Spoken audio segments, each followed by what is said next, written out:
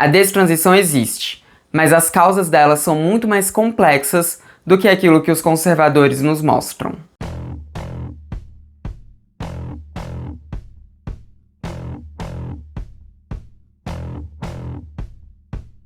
Oi gente, tudo bom? Então, hoje a gente vai aqui falar de destransição. Não é a primeira vez que eu abordo esse tema aqui no canal, mas hoje a gente vai falar sobre isso de uma forma muito mais complexa e trazendo um caso lá dos Estados Unidos em que uma menina está processando diversos profissionais de saúde por negligência médica porque ela fez uma transição de gênero sem ser trans. Vamos falar sobre isso aqui. Mas antes eu quero pedir a sua ajuda para fazer a transmissão continuar acontecendo. Esse canal só é possível existir graças a vocês que assistem os vídeos, acompanham aqui e também aquelas pessoas que contribuem financeiramente, porque tudo isso aqui custa dinheiro. Então se você puder contribuir financeiramente, considere se tornar um membro daqui do canal ou me ajudar no Apoia-se, porque nós temos um Apoia-se cujo link está aparecendo aqui embaixo, que é apoia.se/trans-missão, sentiu, né? E também ele vai estar linkado na caixa de descrição só para vocês clicarem e contribuírem. A sua contribuição é muito importante para eu conseguir fazer isso daqui continuar funcionando pelo máximo de tempo que nós conseguimos fazer isso daqui continuar funcionando.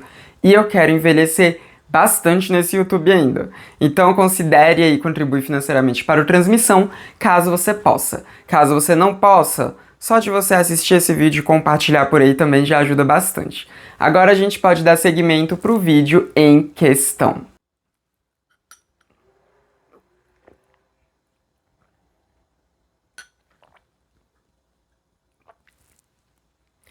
Bom, você já deve ter ouvido falar em destransição de gênero.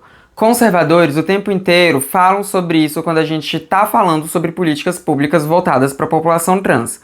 Eles sempre trazem esse fantasma do arrependimento da transição para dizer que nós não devemos gastar dinheiro público com pessoas trans e mais ainda que nós não devemos nem dar direito de existência de uma transição de gênero segura para pessoas trans porque eventualmente essas pessoas podem se arrepender. É sempre vindo para essa possibilidade, né, para, enfim, tolir quem nós somos e nos tirar do convívio da sociedade. Porque quando a gente não tem políticas públicas voltadas para a população trans vai continuar existindo, só que vai existir na clandestinidade com muito mais riscos para a saúde dos indivíduos trans. Mas tendo falado, né, tendo dado esse disclaimerzinho, vamos falar sobre um caso que está acontecendo nos Estados Unidos, que não é o único caso, tem alguns casos semelhantes a esse, de destransição e com processos contra profissionais de saúde, mas a gente não vai falar só sobre esse caso aqui. A gente vai usar esse caso dos Estados Unidos para falar também sobre como as coisas são feitas aqui no Brasil e como aqui no Brasil é mais difícil de haver esse tipo de arrependimento a respeito de transição. E a gente vai falar também sobre a questão dos dados que a gente tem a respeito de destransição e o porquê que acontece. Esse vídeo tem tudo para ser bem longo, para falar a verdade, mas eu vou tentar fazer da forma mais, enfim, sintetizada que eu consegui aqui. Sintetizada no sentido de síntese. O caso que eu vou relatar aqui para vocês veio a público em dezembro do ano passado e se trata de uma menina chamada Bren.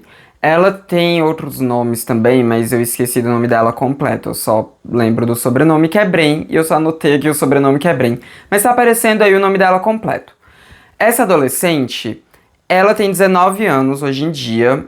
Talvez agora que o vídeo saiu, eu não sei a data de nascimento dela, mas enfim. Em dezembro do ano passado ela tinha 19 anos. E ela destransicionou.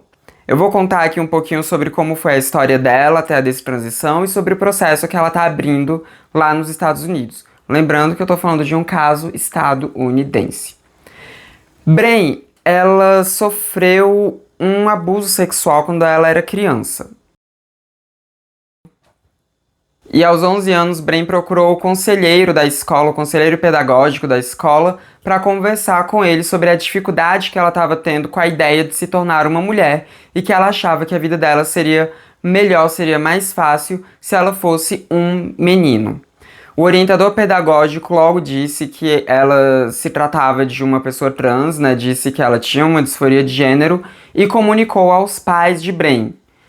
Tudo muito rápido, segundo ela, e parece que foi tudo muito rápido mesmo, porque os pais, né, levaram a Bren para profissionais adequados ali, tudo isso aconteceu no estado da Califórnia, tá? Aos 12 anos, Bren começou com os bloqueadores de puberdade, e até aqui eu acho que estava indo no caminho certo, tá? Aos 12 anos ela começou com os bloqueadores de puberdade, que são aqueles medicamentos que eles podem ser reversíveis, que tudo que eles fazem é impedir que aquele pré-adolescente desenvolva as características sexuais secundárias vindas da puberdade. Aquele pré-adolescente não passa pela puberdade e quando tá um pouco mais velho decide se vai querer dar seguimento com uma transição de gênero hormonal, né? Ou seja, tomando os hormônios que são contrários aos seus hormônios produzidos naturalmente no corpo, ou se vai querer seguir uma outra linha e deixar a puberdade acontecer. Essa é a ideia do tratamento com bloqueio de puberdade. Então, aos 12 anos de idade, Bren começou com bloqueio de puberdade. E até aí...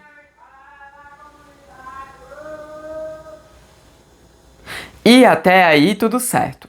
Mas acontece que quando Bren tinha 13 anos, começaram os tratamentos hormonais já com testosterona. Aqui eu acho que já desandou um pouco, porque período de 1 ano só de bloqueio de puberdade, para conversar com Bren, entender como é que estavam sendo as questões de disforia de gênero dela, eu acho que é um período muito curto quando a gente está falando sobre essa idade, né? De 12 para 13 anos. Mas, né, lá na Califórnia eles fazem as coisas um pouco diferentes daqui do Brasil, e aos 13 anos de idade ela começou com o uso de testosterona. Só que até aí ainda pode ser revertido. Só que quando Bren tinha 14 anos, ela foi submetida a uma cirurgia de retirada de seios, uma mastectomia dupla. E aqui, gente, eu acho que não faz o menor sentido. Até porque, vamos lá, a pessoa com 12 anos já começou com bloqueio de puberdade. O quanto de glândula mamária, o quanto de tecido mamário ela deveria ter desenvolvido até aos 14 anos para fazer uma cirurgia, já que ela tinha passado os últimos 2 anos bloqueando a puberdade. Não faz muito sentido, acho que não deveria ter tanto tecido mamário assim para se fazer uma cirurgia com ela ainda menor de idade. Mas a cirurgia foi feita e Bren seguiu sua vida ali com a transição de gênero, né, com um nome diferente, vivendo a vida como um menino, igual ela tinha relatado lá para o conselheiro pedagógico, que era como ela queria viver, como um menino. Mas acontece que, passados os anos, a Bren ela não estava se sentindo tão bem quanto ela imaginava que se sentiria, e ela começou a fazer terapia. Sim, apenas depois de tudo isso, ela começou a fazer um tipo de terapia mais, né, específico ali, que ela começou a fazer uma terapia comportamental dialética. E quando ela estava fazendo essa terapia comportamental, ela entendeu que ela não era trans, que ela não era um menino trans. Ela entendeu que ela era uma menina com estresse pós-traumático por conta do abuso sexual que ela tinha sofrido na infância e também uma menina com depressão e ansiedade. Tudo proveniente, muito provavelmente, desse abuso que ela sofreu na infância. E aí, depois que a Bren já tinha passado por tudo isso, tinha tido muitos gastos médicos com a sua transição de gênero, inclusive com a cirurgia da mastectomia dupla, e ela não se reconhecia mais enquanto menino, ela resolveu processar os médicos que a atenderam nesse período. A Bren, ela tá processando vários médicos, desde os médicos do bloqueio de puberdade, até os médicos da testosterona, até os médicos da cirurgia, todos os médicos que se envolveram nesse processo da transição de gênero dela, ela tá processando. A justificativa é que houve negligência médica, já que eles em nenhum momento cogitaram que pudesse estar acontecendo uma outra coisa com ela que não fosse a disforia de gênero. Então, ela moveu essa ação, até porque ela teve todo um gasto com isso e também tem todo o gasto psicológico, e ela, enfim, né, decidiu processar geral e vamos ver o que vai acontecer. Como eu disse, o caso veio a público em dezembro do ano passado, ainda vai demorar um tempo até a gente ter um veredito. O caso da Bren, que eu citei aqui pra vocês, ele não é o único caso. Existem alguns outros casos também de pessoas que destransicionaram processando profissionais da saúde no estado da Califórnia. E aqui, gente, entra uma coisa importante que a gente precisa falar sobre como que as coisas estão sendo feitas no estado da Califórnia. Lá, as cirurgias de afirmação de gênero podem ser feitas em menores de idade. Isso não é todos os Estados Unidos, né? Inclusive agora com Donald Trump, acho que vai ser mais difícil até maiores de idade fazerem cirurgias, né? Em muitos estados. Mas enfim, em vários estados dos Estados Unidos é só a partir dos 18 anos que você pode fazer uma cirurgia plástica. Mas lá no estado da Califórnia, não. Você não precisa ter 18 anos para fazer uma cirurgia plástica. Mesmo que essa cirurgia seja uma cirurgia de readequação de gênero, de afirmação de gênero, como seria o caso da mastectomia. 14 anos é uma idade que eu acho que é muito precoce. Aqui no Brasil, as coisas são feitas de forma bem diferente. Eu já falei sobre isso com vocês em outros vídeos, inclusive no vídeo que eu fiz falando sobre a decisão do Conselho Federal de Medicina, né? Você pode ver esse vídeo clicando no card aqui em cima, mas tem outros também. Mas o ponto é que aqui no Brasil, a coisa é feita da seguinte forma. O pré-adolescente, né, ou a criança que começou a se entender enquanto trans, começou a ter um questionamento de gênero, ela é atendida primeiramente por psicólogos, né? Ela passa primeiro por psicólogos e psiquiatras que vão avaliar ela e vão investigar se aqueles desconfortos que ela está tendo de fato são uma disforia de gênero ou se tem alguma coisa atrelada àquilo que não seja uma disforia de gênero. É só com base nesse atendimento psicológico da criança ou pré-adolescente que ela começa com bloqueio de puberdade com auxílio de endocrinologista. O endocrinologista, ao fazer esse bloqueio de puberdade, ele dá mais tempo de decisão. Ele dá mais tempo tanto para os profissionais de saúde mental investigarem o que está acontecendo com aquela criança, ou seja, os psicólogos e psiquiatras nas terapias ali feitas com aquela criança conseguirem entender melhor o que está acontecendo com ela, como também esse período a própria criança pode ir entendendo se ela quer seguir por aquele caminho ou não. E é só a partir dos 16 anos, ou seja, né, quando aquela pessoa já é adolescente, já está com uma idade com um pouco mais de maturidade e tendo todo esse trabalho prévio ali do âmbito psicológico com ela, é que ela pode tomar a decisão de seguir com a transição hormonal. Ou seja, tomar testosterona no caso dela se reconhecer enquanto um menino trans, ou tomar estrogênio no caso dela se reconhecer como uma menina trans. É assim que acontece, a partir dos 16 anos. E cirurgias de afirmação de gênero só podem ser feitas a partir dos 18 anos aqui no Brasil.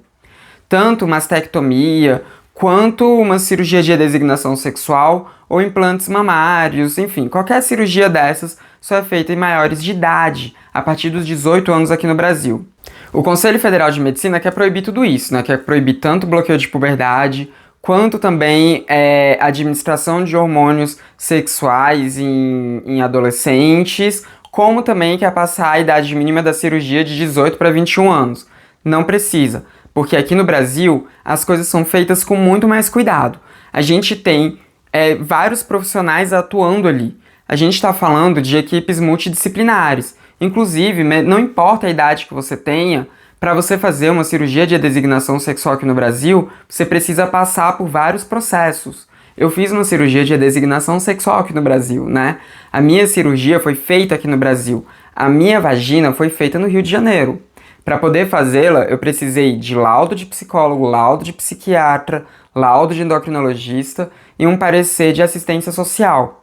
A gente precisa passar por uma equipe multidisciplinar para conseguir todos esses laudos. A gente precisa passar por vários profissionais e durante um período considerável ali.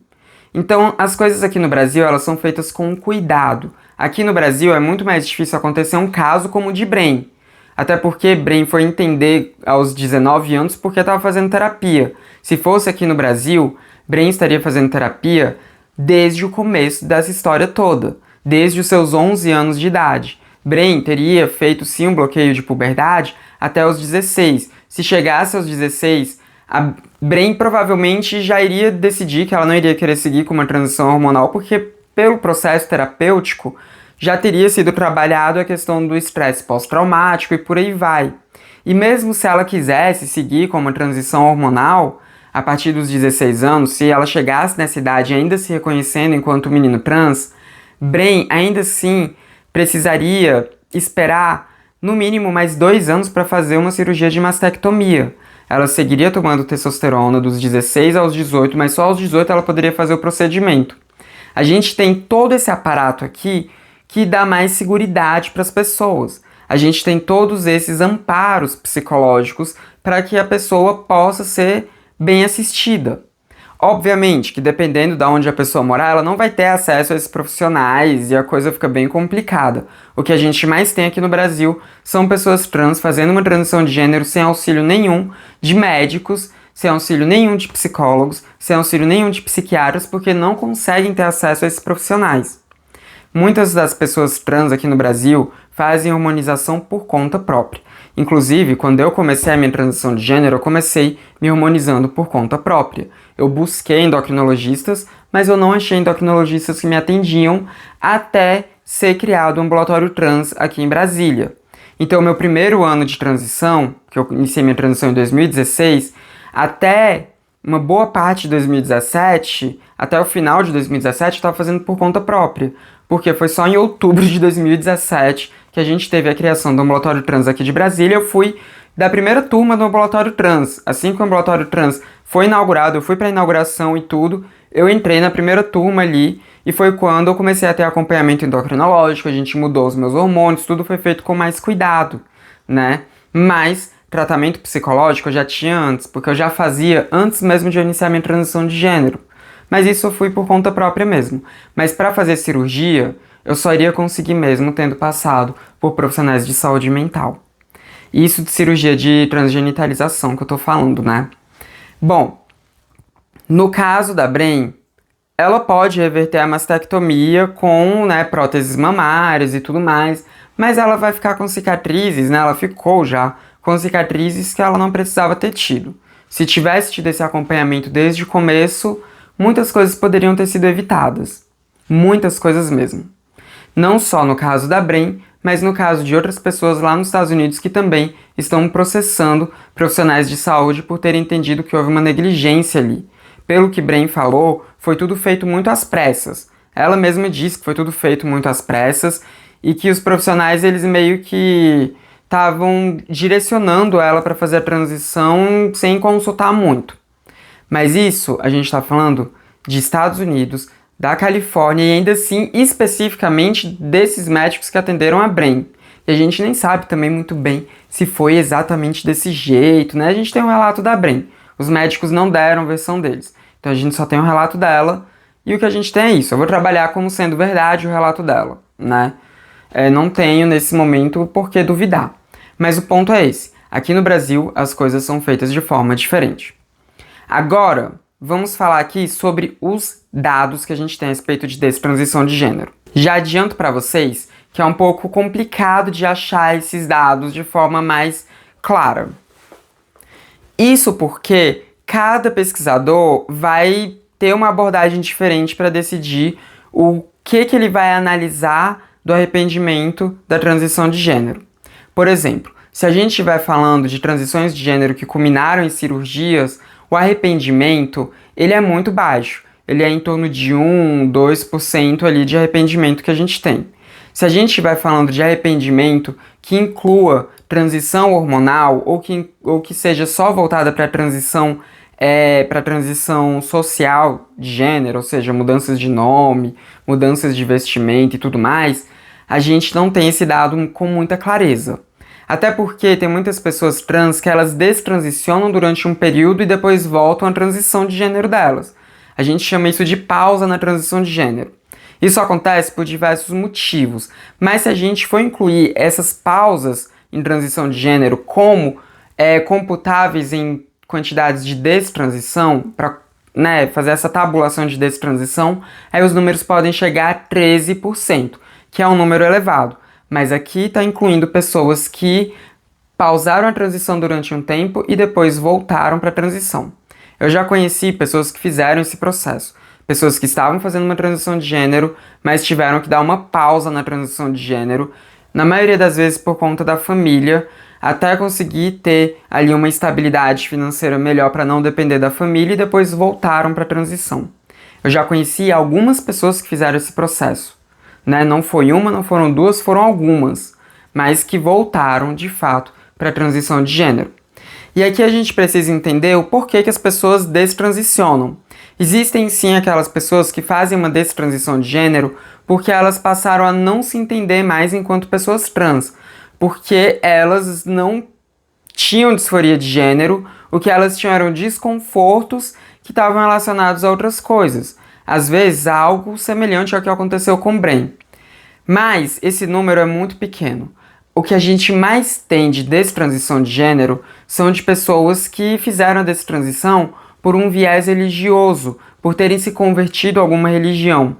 Ou então por conta da família, né? Que a família excluiu e aquela pessoa, para poder continuar convivendo com a família, abdicou da sua transição de gênero.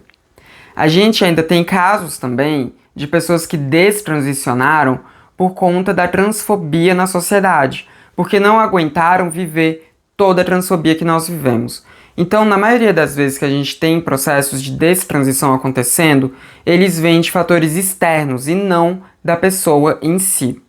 A maioria das vezes que a gente tem casos de destransição acontecendo não são igual ao caso da Bren. O caso da Bren é um caso muito pequeno, um número muito ínfimo de arrependimento, porque a maioria das pessoas que voltam atrás na transição de gênero, elas não necessariamente se arrependeram da transição de gênero.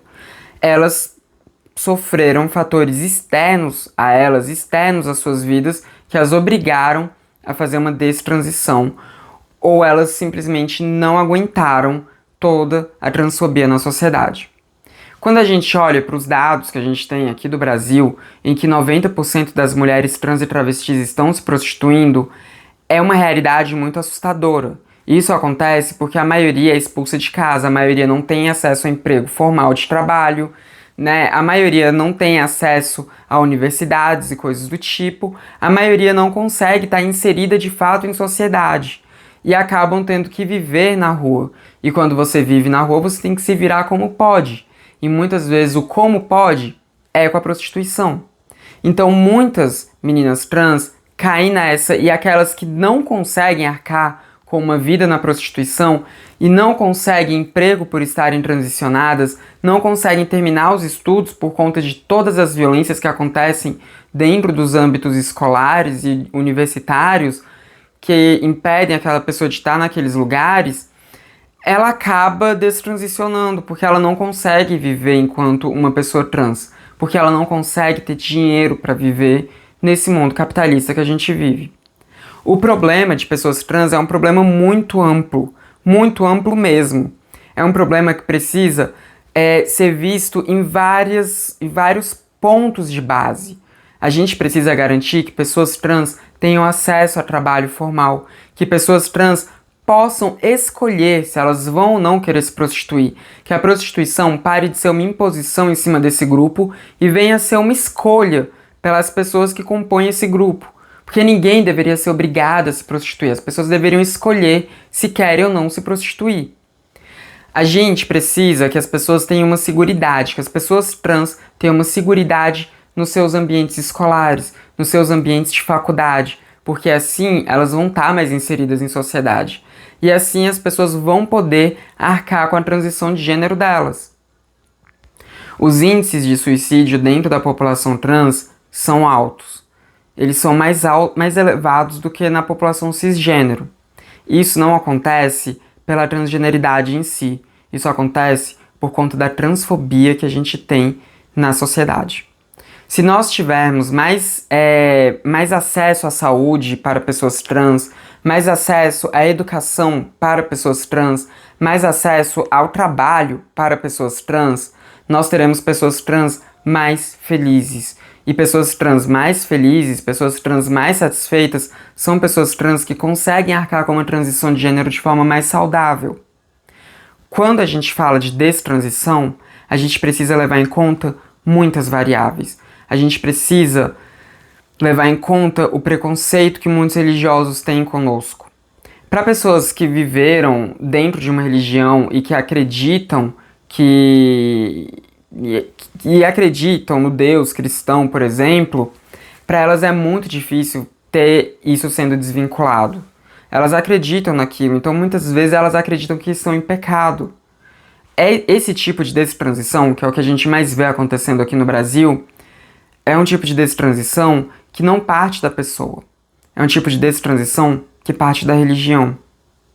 O que faz pessoas destransicionarem, muitas vezes, é isso.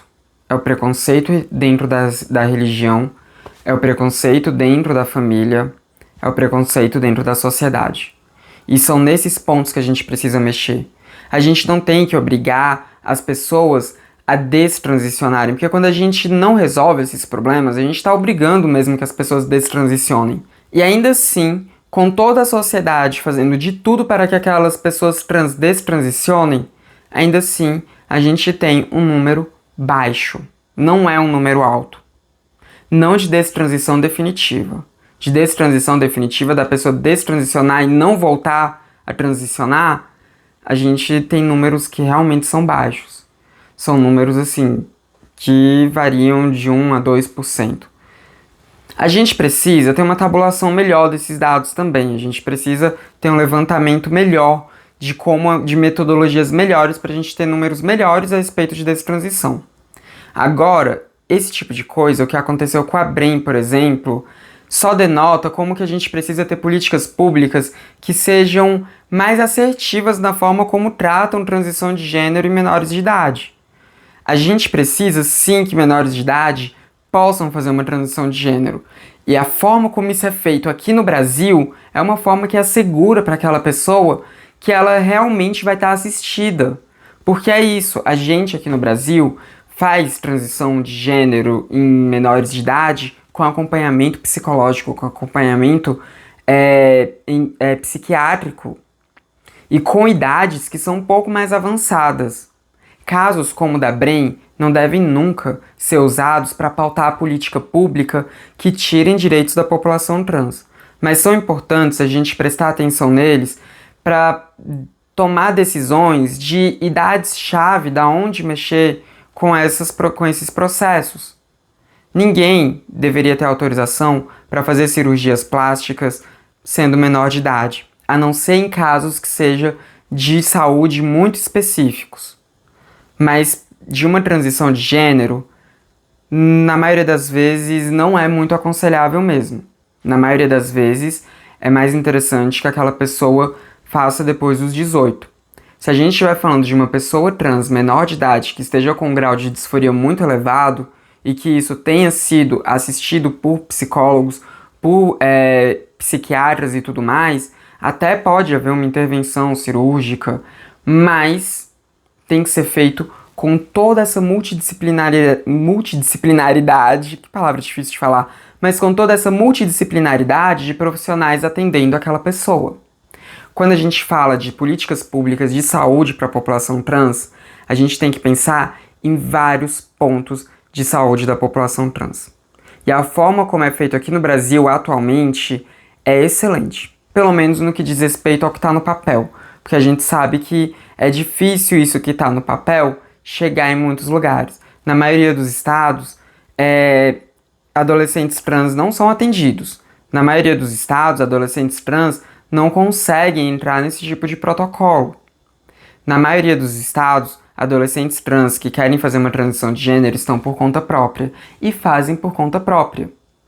Porque quando a gente não tem profissionais de saúde auxiliando a pessoa vai fazer de qualquer forma, porque ela tá em desespero, porque ela tá em sofrimento, porque ela tá sofrendo com tudo aquilo que envolve a disforia de gênero. Se não tivesse ambulatório trans aqui em Brasília, se eu continuasse sem achar nenhum profissional de endocrinologia que me atendesse, eu iria continuar tomando os hormônios de forma, assim, por conta própria, né? Seria eu mesma sendo a minha endocrinologista, entre aspas, né? E a maioria de nós segue assim. A maioria de nós. Então, quando a gente toma medidas como a que o CFM está querendo tomar, a única coisa que a gente vai ter de realidade não é evitar casos como o da Brem. Até porque os casos como o da Brem, aqui no Brasil, não existiriam. Não da forma como aconteceu com a Brem. Mas quando o CFM tira dos adolescentes esse direito, o que o CFM está fazendo é jogando esses adolescentes para automedicação.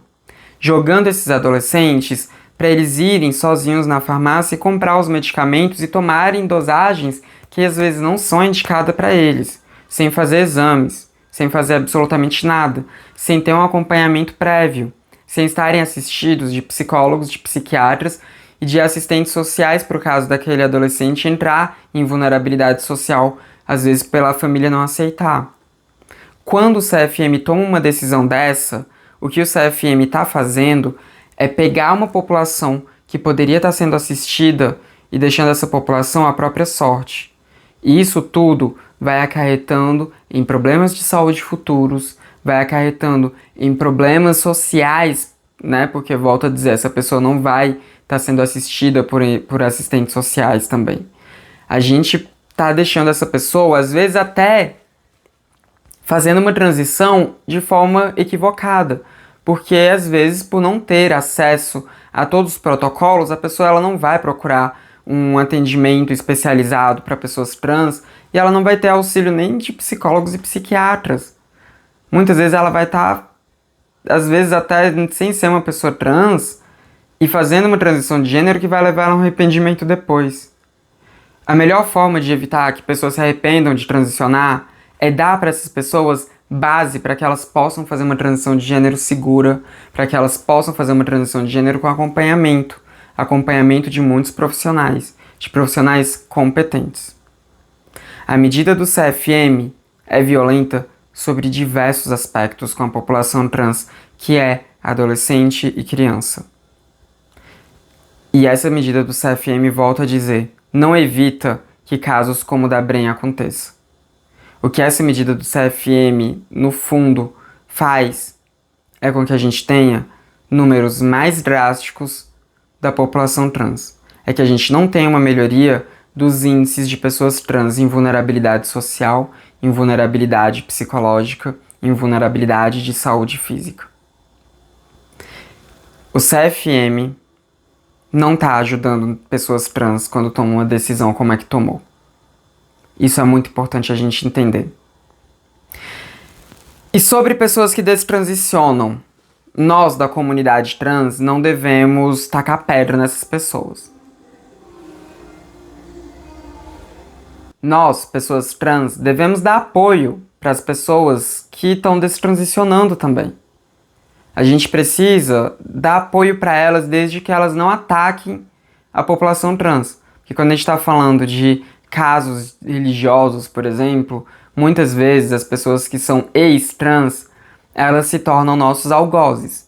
Muitas vezes elas começam a pregar e tentar converter outras pessoas trans para destransicionarem também. Elas começam a demonizar tudo aquilo que envolve transgeneridade.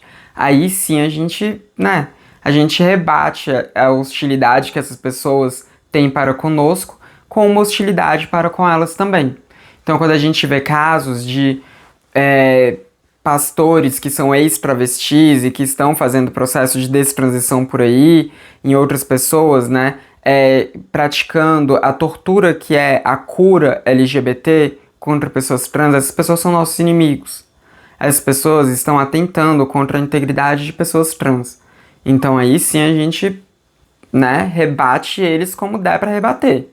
Agora, se a gente vai falando de uma pessoa trans que, de repente, ela entendeu que ela não é trans, ela é cisgênero e destransicionou, ela não necessariamente é nossa inimiga. Ela não necessariamente é um problema para nossa comunidade.